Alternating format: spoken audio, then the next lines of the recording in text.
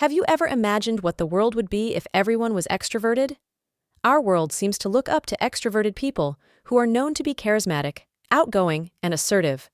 What if I told you introverts hold a special place in this world, and their uniqueness cannot be replaced by extroverts? Watch until the end to find out. In Quiet, Susan Cain claims that introversion or extrovertism influences every part of life. Your personality type affects your spouse, friends, profession, and lifestyle, as well as how those decisions play out, how you develop in your career, or handle relationship conflicts. Third to half of Americans are introverts, who are quiet, introspective, and need time alone, according to research. However, Western society favors extroverts. Our schools, social organizations, and companies promote the extrovert ideal, a bold, extroverted, and spotlight-seeking personality. Yet introverts have numerous undervalued strengths, including empathy, tenacity, attention, creativity, and ability to problem-solving. Einstein's gravity theories, Chopin's Nocturne, George Orwell's 1984, and J.K. Rowling's Harry Potter series were all created by quiet minds. Introverts like Eleanor Roosevelt, Rosa Parks, Al Gore, and Warren Buffett excelled alongside scientists and artists. This book asks broad questions, including whether introverts can be leaders, if they should ever act like extroverts, and whether introversion-extroversion is physiologically or socially determined. It also promotes a balance in society, education, and work that helps introverts be themselves and integrates the two personality types. Let's kick things off by differentiating the two personality types. Introverts and extroverts require different levels of external stimulation to function effectively. For example, introverts prefer to work alone, spend their free time alone, or interact with just one or two people. As a result, they require less external stimulation. Extroverts require a lot of stimulation, usually in the form of social interactions and busy environments. Introverts and extroverts have different work styles. Introverts work methodically, concentrate well, and concentrate on one thing at a time. They're not driven by prices from other sources. Extroverts take chances, multitask, leap into jobs fast, and make snap decisions. They could be driven by things like prestige and competition. They have different styles of interaction. Although they might be social, introverts grow bored easily at big gatherings or events. They pay attention, pause before speaking, and they express themselves better in writing. They dislike arguments and idle conversation. Extroverts are outgoing, confident, in charge, and at ease in a confrontation. They dislike being by themselves. Introverts are stereotyped as recluses or loners who dislike people. This may be true of some introverts, but the majority are just as friendly as everyone else. Another stereotype is that introverts are shy. Although some introverts are shy, there are important distinctions between introversion and shyness. Shy people avoid social events because they are frightened of being embarrassed, whereas introverts avoid social situations because they are overstimulating. Introverts may be highly sensitive, which means they are more likely to feel strongly about something, such as a tragic story or violence. Now that you know how the two personalities work in different settings, let's talk about the extrovert ideal. We've built our society almost entirely around extroversion. Desks are set in classrooms to encourage group projects and high activity. Many teachers think pupils should be extroverts. Our workplace requires persistent self-promotion to build our personal brand. Extroversion is necessary for many job advancements. Introverts are pressured to be more sociable as children and adults. Parents and teachers encourage kids to come out of their shell and participate more in class. When adults prefer to think rather than act, they are criticized for being in their head or disengaged at work. Extrovertism has drawbacks. A company inclination for groupthink that promotes teamwork is a drawback. The mistaken idea is that teamwork fosters creativity and intellectual accomplishment. A sole focus on teamwork undermines creativity, which demands seclusion and strong concentration, which are introvert traits. Groupthink is responsible for 3 work phenomena that hinder creativity. 1. Open offices. Many organizations feature open office designs with no barriers, separate offices, or seclusion.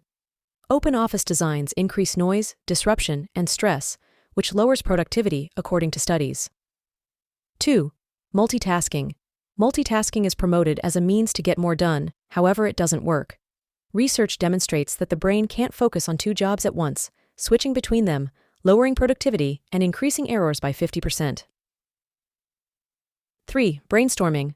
While corporations employ collaborative brainstorming to boost creativity, 40 years of study shows it doesn't produce better ideas. So, What are alternatives to the extrovert ideal, at work and in schools? To minimize groupthink and boost innovation and achievement, restructure the cooperation process to combine extrovert and introvert strengths. As an example, include introverts and extroverts in groups and allocate work based on strengths. Combine introvert and extrovert problem solving, which are reflection and decisiveness. Brainstorm online. Well-managed online brainstorming groups generate ideas better than group meetings. Due to less grandstanding, internet discussions are better for introverts' careful give and take. Create flexible work settings where employees can work together or alone. In schools, we should teach children to work with others, but also to work independently. Here is a question. Are extroverts ideal leaders? Unbalanced business tendency for bold, charismatic CEOs is another drawback of extroversion. When infatuated with a big payday, extroverted leaders may act recklessly and dismiss warning indications of trouble. The author claims that extroversion-fueled impulsive judgments brought down Enron and caused the 2008 financial crisis. Extroversion is overvalued for leadership, according to multiple research. A Brigham Young study of 128 major company CEOs found that charismatic executives performed similarly to less charismatic leaders. Further, some research shows that introverted leaders perform better than extroverted leaders in certain circumstances, such as when managing proactive rather than passive employees. Researchers concluded that introverts are effective at leading proactive employees because they tend to listen and are more willing to implement suggestions as opposed to dominating the situation. It's important for companies to have both extroverts and introverts in leadership roles in order to maximize employee output. Introverts can, however, act outside their personality in what is called stretching their temperament. Personality studies imply introversion, and extroversion are biological. Introversion is linked to high response to stimuli, attentiveness, nuanced sensitivity, and powerful emotion from infancy. While your temperament shapes you throughout your life, you might push yourself and act in ways that aren't natural. Psychologists like Brian Little believe it's worth acting out of character to achieve core personal projects or important aims. For instance, an introvert can be a passionate teacher if sharing his subject with others is a core project to him. Still acting out of character is mentally and emotionally draining.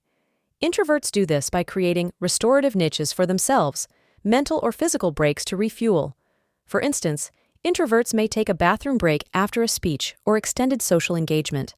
Restorative niches can be created by taking a weekend off before a big event, meditating, or replacing face-to-face meetings with phone calls or emails. How do these two personalities communicate effectively?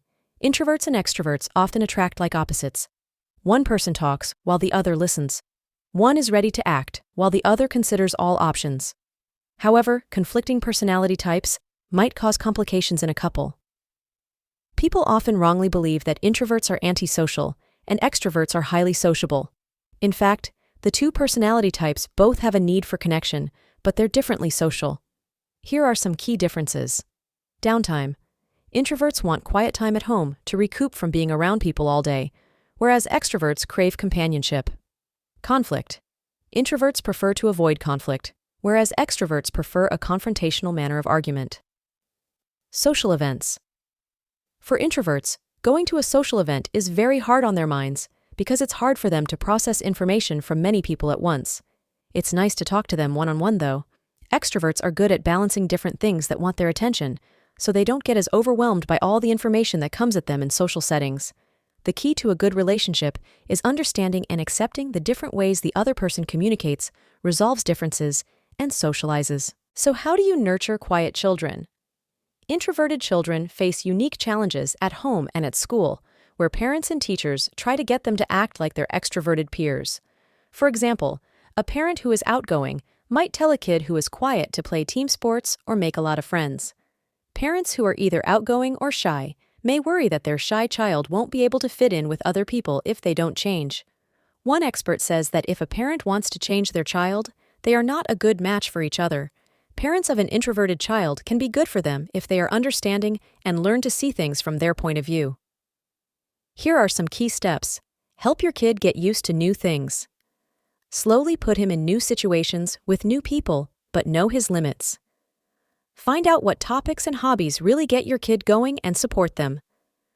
Help your child get used to speaking up and show them how to find their place in a group. Help your child get used to how to act in different settings. Be non-judgmental. Don't worry if your introverted child isn't highly popular. The key thing here is to be yourself. Whether you're an introvert or an extrovert, be true to yourself. In addition, if you're an introvert, don't worry about socializing with everyone. Prize the quality of relationships over quantity. Use your strengths of persistence, focus, and insight to do work you value and love. Figure out what you're meant to do and make sure you do it, even if you have to stretch. Create restorative niches, mental breaks, or physical spaces in which you can recharge. Respect your own and your loved ones' needs. Spend your free time as you like, not as others expect. Don't forget that skills come in many forms. In stories and fairy tales, the heroes and heroines found and used the power that was given to them. Introverts are given keys that can open up new worlds and experiences, just like Alice in Wonderland. If you have enjoyed this video, please like and share and subscribe for more videos. And please comment below with what surprised you or what you took away from this video. Until next time.